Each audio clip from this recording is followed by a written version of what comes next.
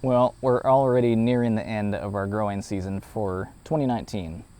The main growing season, that is. We still have some fall crops growing, but it's only the middle of September. Feels like we have quite a bit of the year left, but I've already got a list of top 10 things that I learned this year that I wanted to share with you.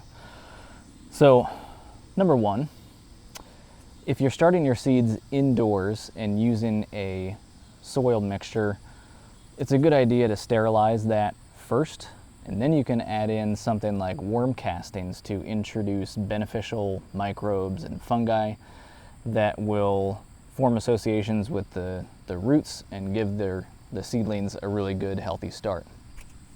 That way, you can at least reduce the chance that your seedlings will contract diseases when they're just starting out. Number two, I just made a video recently about wanting to switch to growing potatoes in bags, but as I found out, thanks to help from one of my subscribers, just like tomatoes, potatoes also come in determinate and indeterminate varieties. So thank you to Zach, you may see in the comments as Wipeout XL. It's been very helpful with comments on a lot of my videos, but we can grow indeterminate varieties in bags from now on because indeterminates will continue growing tubers off of the stem as long as you continue providing more soil.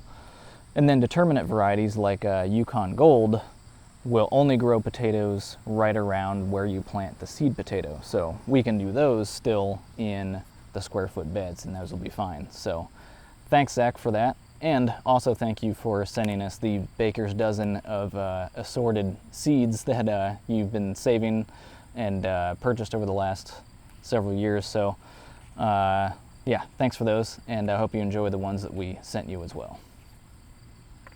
Number three, you can make raised beds with untreated pine lumber as opposed to the traditional cedar. This is something that I learned from Patrick Dolan of 1 Yard Revolution. Now, these beds will last up to about 10 years. Cedar is rot resistant, will last much longer. I do plan to use it for building some new beds for blueberries because blueberries prefer a very acidic soil. It's good to have them separate from everything else. So we'll set up some new beds for those, and I want to make sure that they can stay there for a long time. So using cedar will be better for that. Since we're growing mostly annual vegetables in all of these beds and we're rotating things every year, building beds with pine lumber is still an okay way to go. Number four, our city does actually have really good compost and it's quite affordable. So we still prefer to use the compost that we have made because we know exactly what's going into it. But in a pinch, it's good to know that we can always get some extra compost from the city if we need larger quantities and we don't have enough of our own. Number five, the soil that I mixed up in these beds has very poor structure. It's not holding on to water and nutrients very well. It's even become compacted with heavy rains. So I need to continue doing more work to improve the structure, give the plants a better environment for root growth. Number six, rainwater apparently has a pH level that is better for plant growth than water from the tap.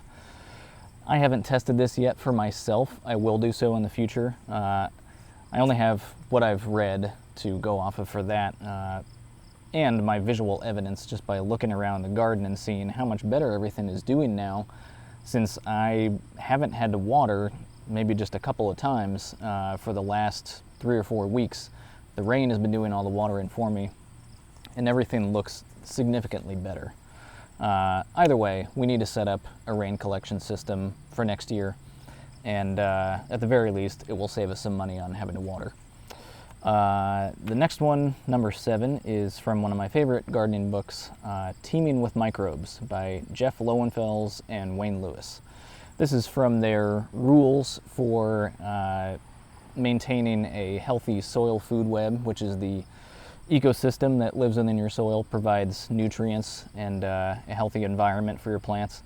So their rule number 2 is that most vegetables, annuals, and grasses prefer their nitrogen in nitrate form and do best in bacterially dominated soils.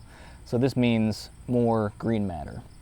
If we make compost that has more green matter in it and use that for putting in the beds where we grow all of our annuals and vegetables, and then we can mulch with grass clippings and weeds and comfrey, or we can even plant some cover crops.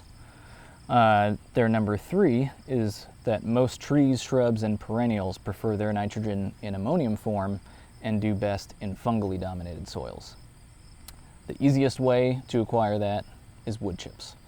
It's the mulch of choice for a lot of permaculture gardeners and farmers because it's great for perennials. I've already kind of talked about doing that for when we expand and set up a bit of a perennial food forest outside of the garden here, and we can just use lots of wood chips, and they will provide ammonium for the plants that like to grow there.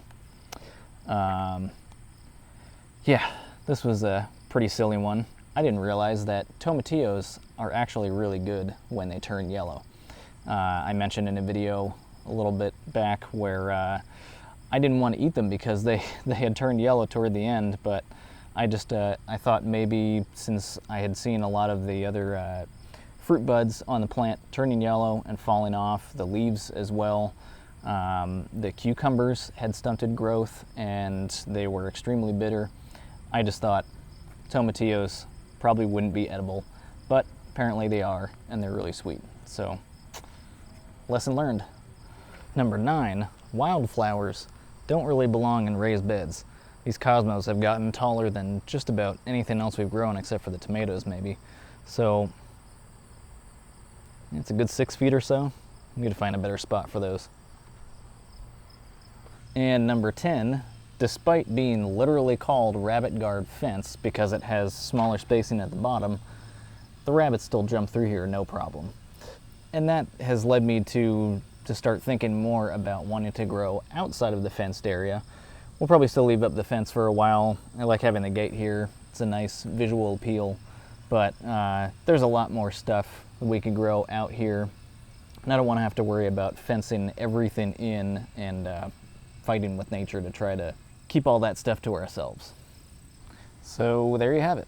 My top 10 things that I learned in 2019 that should hopefully help me become a better gardener in 2020. So in an upcoming video, I'll also do a list of some major improvements that we can make next year based on what I learned this year. So as always, thank you very much for watching, and I'll see you next time.